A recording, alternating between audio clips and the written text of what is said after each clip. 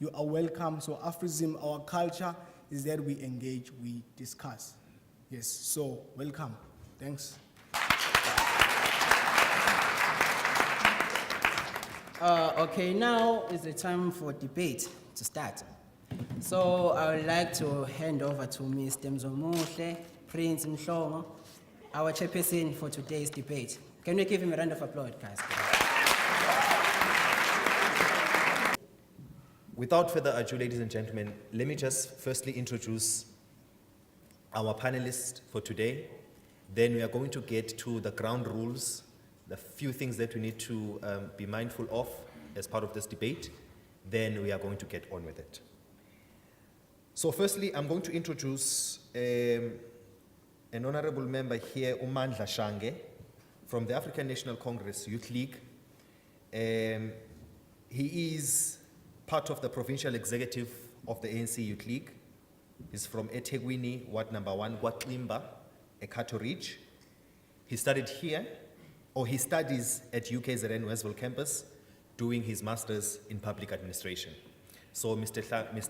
Shange, can you just wave and then they'll give you a round of applause.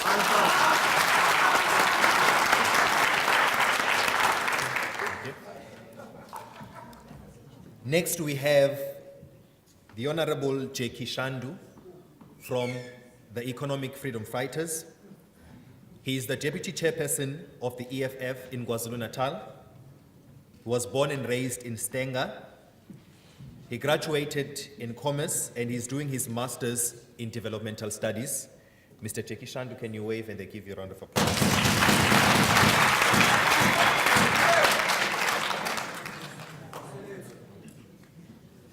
Next, I introduce to you the Honorable Nicole Graham,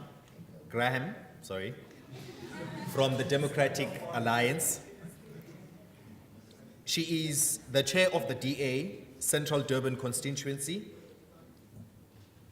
She is a ward councillor here at the eThekwini municipality. She studied at UKZN Howard College, and I think she did a degree in politics. And she is currently doing her law degree. Ms. Nicole, can you wave and they give you a round of applause?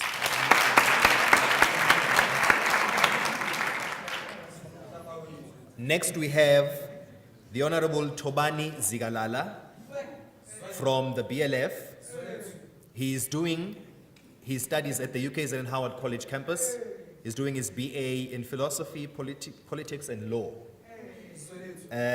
He is the current Secretary General of the BLF student movement at Howard College. He's an activist and is from Durban. Can we give him a round of applause?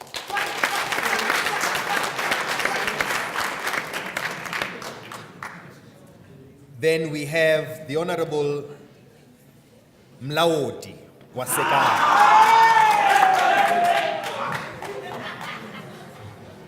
And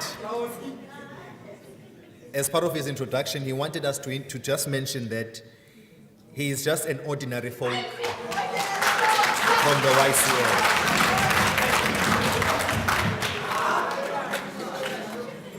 So can we formally give him a round of applause, Mr. Maseka?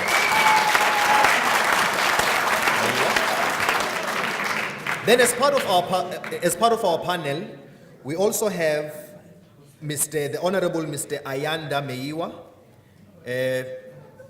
He's a staff member within the university. He's a master's degree holder in economics and is currently doing his PhD in economics in the field of maritime studies. Mr. Meiwa, can you wave and they give you a round of applause?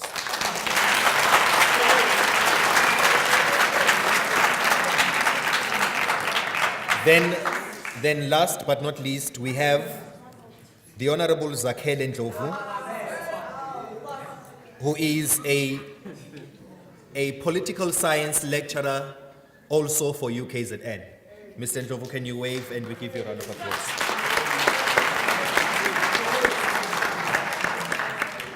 All right, ladies and gentlemen, we are about to start with our debate, but I just want to highlight these few things. I believe all of us are academics, and I do trust you guys that we are going to give space to everybody who's going to be coming here and sharing their views and ideas. And as part of the rules, the first rule, the chairperson carries the rule of law, and that simply means I will direct proceedings. In terms of discipline, I will ask members to be in order. There are certain instances when a member has been out of order where I'm going to call you to order, perhaps give you a warning. And if you look there at number 5, it says, after receiving 3 warnings from the chair, we shall ask you to disengage from the debate and to disengage from participating further in the debate. So I will humbly ask all my panelists, my debaters, and every member who's present here to ensure that we align ourselves and we maintain discipline to ensure that the debate goes without hindrance. Debaters or panelists will be given each 10 minutes to engage the floor and another 10 minutes for questions and responses. So how we are going to do, we are going to allow all the panelists to come forward and deliver their addresses or deliver their statements, and then afterwards we are going to go to a session where we allow the floor to either raise comments or questions directed to the debaters, and we are going to allow a session where they then come and respond to whatever the floor has raised. There shall be no dialogue amongst debaters. All communication goes through the chairperson. So that simply means any form of communication, anything that you want to say, you have to request permission from the chair. And it simply gives me absolute power. I'm the alpha and the omega. I am joking. So, but respectfully so, we will humbly request that if there's anything that you want to say, whether you are raising a question, you are raising an order, you raise up your hand and you address the chairperson and not a fellow member or a participant in this debate. The debaters shall not discriminate, insult, or intimidate each other. I think we should not experience that form of incidents, because I believe we are all academics, we are all mature, and we are going to conduct ourselves in a good manner. So, ladies and gentlemen, let me not waste your time. I am going to allow, firstly, with no order of preference, the Honorable Mandla Shange to come and deliver his statement on the topic, was Nelson Mandela a sellout? Mandla Shange.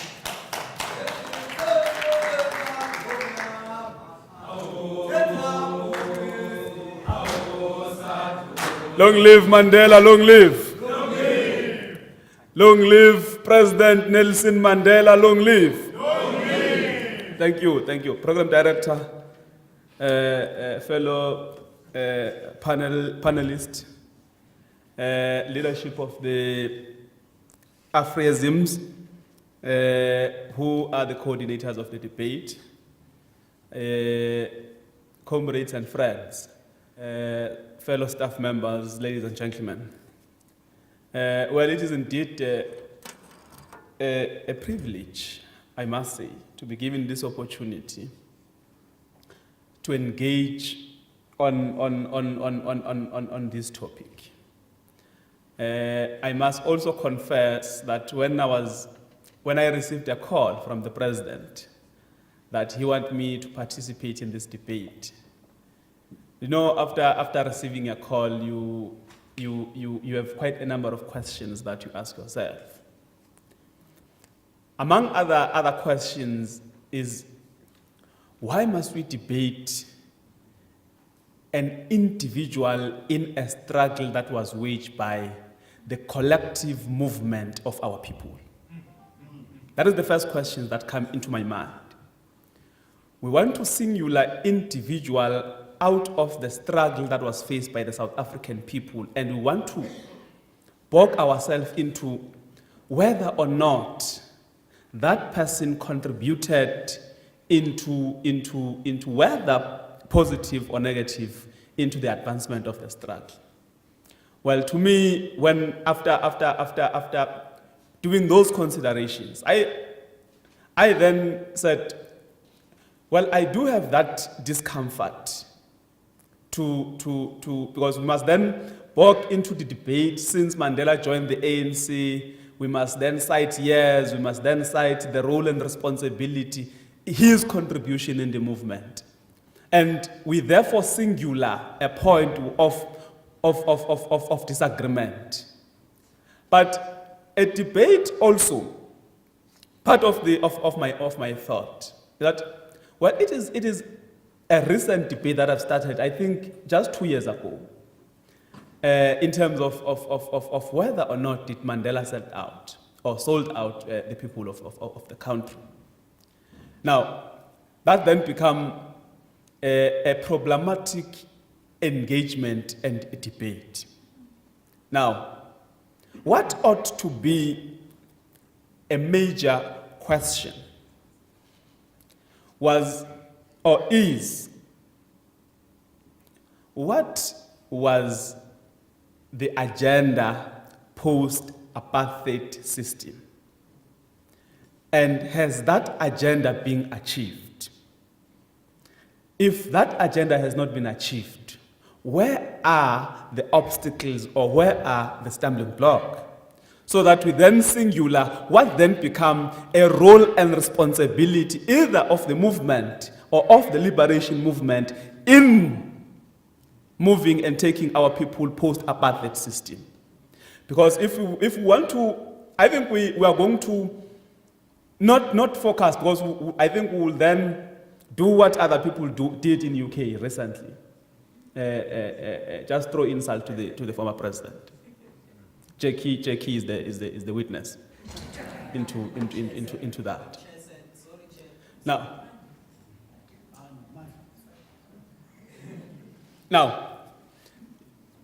we do not want to venture into that debate, but rather we must then ask a rhetorical question rather, why this debate now?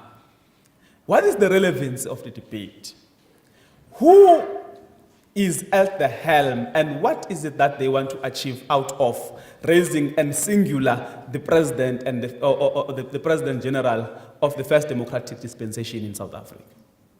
Those are few issues that I think they are necessary and they are important as we enter into this debate.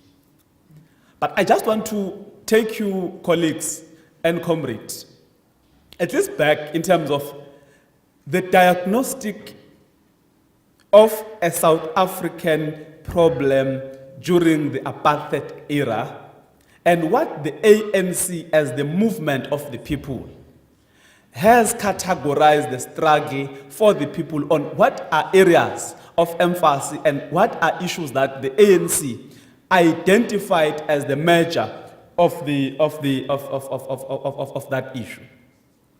I will try to be very quick in obviously working within that 10 minutes that I was given. But I think it obviously possible to do it. Look, let's first what the ANC have identified as the South African problem, working together with the tripartite alliance. They are saying South Africa is faced with what we called a colonialization of a special type, whereby both the colonizer and the colonizee are sharing the same space. Joel Nichitenza used to do this example in reflecting the South African problem. You have a 1 liter of Jack and just few grams of a juice. You then dilute in 1 Jack. You add water, you add juice separately. Now, in dealing and addressing the problem, somebody says, no, I'm thirsty, I want water. But now the issue and challenge that we are confronted with is that you are no longer having water because water has been diluted with a juice. Now, do you take a juice out of water? Is it possible? The answer is not at all. A colonialization of a special type meant in South African problem, you have the black majority who has been diluted with the minority of the white, and therefore they then became part and parcel of the family, which now does not form a juice, a water. It reflects a new dimension. And therefore, a solution to address that can never be a solution that can be used in dealing with an water aspect outside of the minority of a juice. It then means it is a scientific process that must be taken into a scientific laboratory to find solution and therefore deal with that problem. And therefore, South African problem meant you have this dimension that you had to deal with. And the ANC understood that a suggestion that you take outright in South Africa is an unscientific solution that you want to provide that might then create more problem for the South Africa. Because there are many structures that has been introduced, and therefore you need to be systematic to deal with the redress. Because if you want to be just use the logic that no. In fact, we are born African here, and therefore our problems are unique. It then becomes a separate debate altogether. That is why the ANC has therefore developed strategies, among others include what we call a strategy and a tactic, because you therefore identify what then become a long-term strategy and what then become a tactic that will lead toward making sure that it leads to that strategy. And the strategy being the National Democratic Revolution. And therefore, as moving, you therefore need to employ other tactical maneuvering that will then make you and land you somewhere, so that you do not problematize the situation, but you must therefore at least add value in making sure that you are finding solution into the problem of the South African situations. That is why the ANC has therefore now employed new strategies, among other things, which I think Pan-Africanist Congress moved away because of the discomfort of the strategy and the movement of the ANC. And we must therefore understand in terms of how then ideological conceptualization of human being contribute in their own contribution.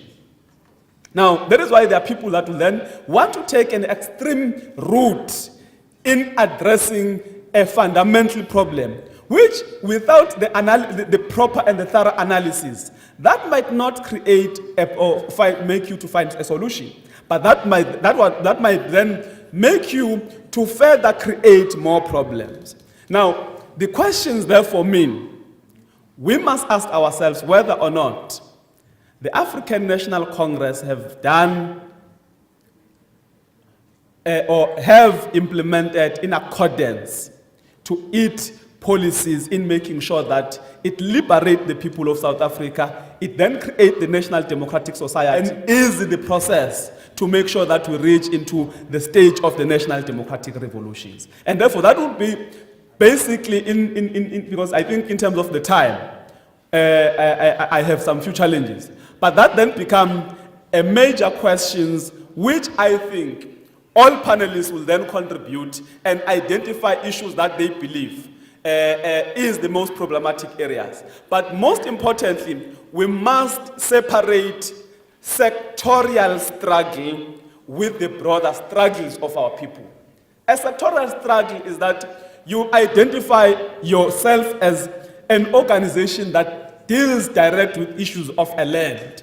And because the thinking that you have is that a problem of South Africa is about only a land and it can only be addressed through the land issue. But you then forget to look in terms of other issues. Then you create sectorial issues like economic freedom issue as a separate entity outside of the broader struggle of the South African people. And those are some of the issues that I think, as other people contribute, we are going to enter into and engage thoroughly and positively. Amanda.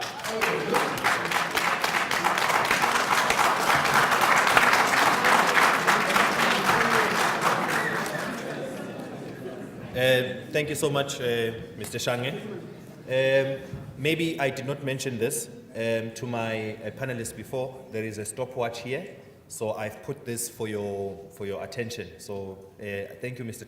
Shange, for respecting the time, and I appeal to you also to just be mindful of it. Can I call Mr. Jackie Shange to come and address?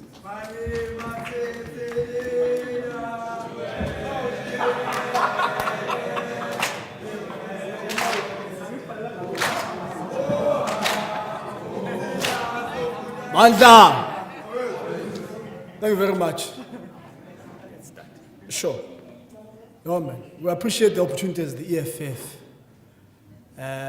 You know, as the gentleman before me was speaking, I was sort of structuring my own short address because we don't believe that we must prepare for these things and even write notes. We know the black condition. It's our lived experience. But I am forced now to sort of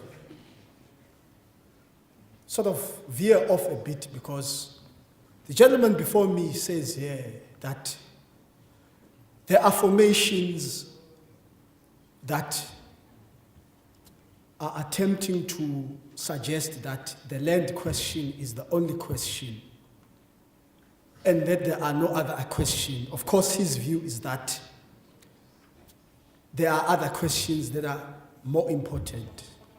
We differ fundamentally from the life and the politics and the teachings of Dr. Kwame Nkrumah, that as Africans, we have never understood the concept of ownership of land. We have always known that we belong to the land. The land is who we are. It forms our identity. Secondly, one of the most cited and celebrated anti-colonial scholars, Franz Omar Fanon, says, for a colonized people, not only because it puts bread on the table, but because it restores dignity. The land is the first and the last question to resolve, such that you cannot conceptualize, theorize freedom without resolving the land question. And that's why then 1994 is such a misnomer, it's so misleading. It's an anticlimax for black people because it is a moment that is supposed to reserve the key question, central to the material well-being of black people, and it is not resolved at all. So, I was thinking last night, was Mandela a sellout? Is that a really helpful engagement? You know, is it consequential? If yes, then what? If no, then what?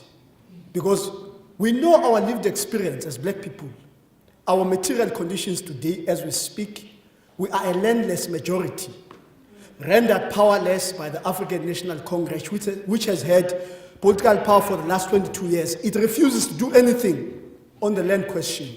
It refuses to do anything on the question of the political economy. Apartheid patterns continue, untouched, nothing.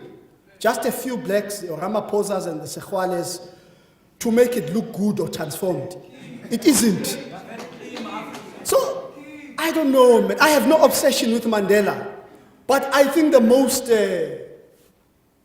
meaningful characterization of the schizophrenic identity of Mandela comes from his former wife, Winnie Mandela, when she says, Mandela went into prison as a firebrand, a revolutionary, demanding land, forcing the ANC to embark in armed struggle, one of the chief ideologues of the formation of the MK. But she goes on to say, we could not recognize the men that came out of prison. Suddenly, a man who goes and says to Africans, throw your weapons into the sea. But Boers are operating underground military camps as we speak, preparing to attack black people because they know that there is only so much lies we can take. We are forced to say we are free. We are still trapped in the ghetto. We are still exploited, particularly here in Durban, by Indians. Sometimes our people work and all they earn is a loaf of bread. It's allowed. The state itself, in the form of this institution, continues to employ people through labor brokers. We call this freedom. So I have no obsession with Mandela. It's correct. Someone was saying the individual or the organization. To me, it's pointless. The ANC, I wouldn't say the ANC has failed. I believe the ANC has the capacity, by the way, to transform this country. It just lacks political will. there are many intellectuals that we look up to in the ANC and that we have seen being softened up after 1994 because they sit on this board and that board and they've moved up to Balito or Sentin and the talk has changed completely. This is what we are faced with. Comrades, what do we say when research findings not so long ago say black kids are less educated today than they were in 1994? What has been happening between 1994 and now? So I think these are the things that we need to think about. You know, last year I was at a conference in the US somewhere and I delivered a paper and I was contrasting and comparing Mandela and Dr. Martin Luther King Jr. Because in a very strange way, I argue, Martin Luther King, his politics evolved. He started by being a reactionary. But at the time close to his death, and that's why the American government killed him, the man had radicalized. He was no more preaching peace in poverty, struggle peacefully. As Peter Tosh would say, I don't want no peace. I want equal rights and justice. Why is everyone preaching peace? How can we even think of peace when we are relegated to watching the white minority enjoy some of the best life in the world, and now we must go hungry? So, comrades, you know, we need to think about this, and that's why as the EFF, we have said, we must expropriate land without compensation. The ANC refuses, Mandela failed. But it's also interesting to note that we know inside Robben Island, Mandela was told, well, now you're a prisoner with one of us, you are not even in leadership. Oliver Tambo was the president. Raymond Mhlaba, Ahmed Kadrad, and a few others. Mandela insists to negotiate without any mandate, even from the African National Congress itself. We know some of the things that led to Oliver Tambo's stroke when learning about some of the concessions that had been made to Boaz. We don't have time to get into all those things. But we are saying, 22 years later, in South Africa, the life of a black person is still cheap, even in the eyes of the ANC government. And that's why they insist labor brokers must remain. That's why the eThekwini municipality itself would issue a tender to some guy so that these people are brought in to work as security workers, whatever the case may be, for next to nothing. That's why Cyril Ramaphosa is a labor broker there in that loan-min arrangement, and what happened in Marikana happened.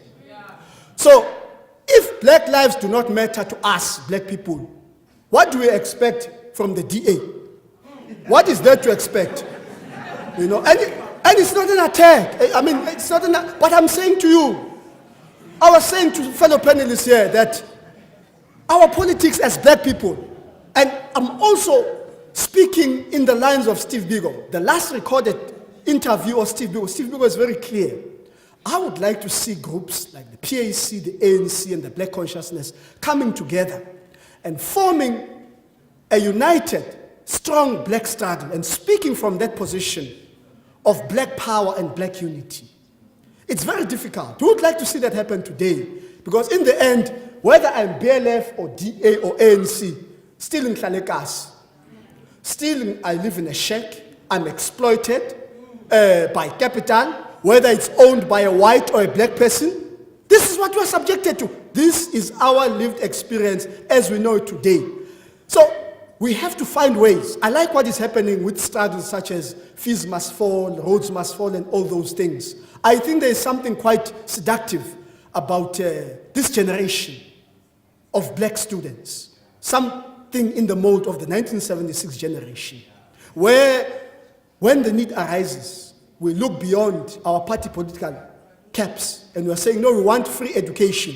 All of us. It's going to benefit the EFF Student Command, SASCO, DAS, or whoever else, those who come from backgrounds of poverty. If it's a free education, we all benefit, in particular the African majority. And I think that's how our politics need to begin to mature.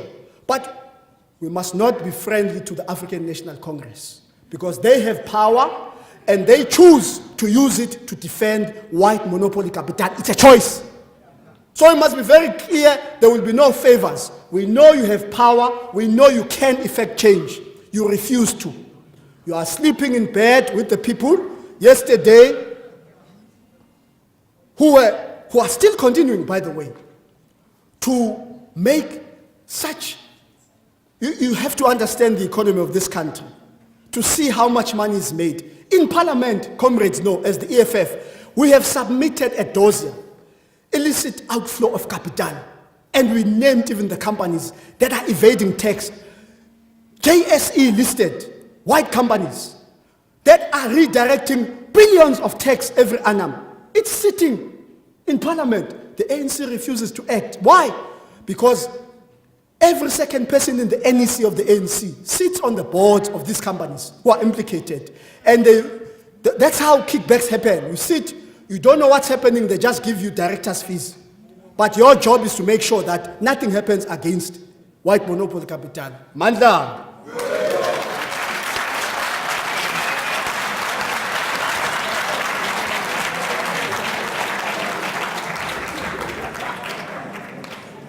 Hayi kushubile namhlanje. Kushube kakhulu.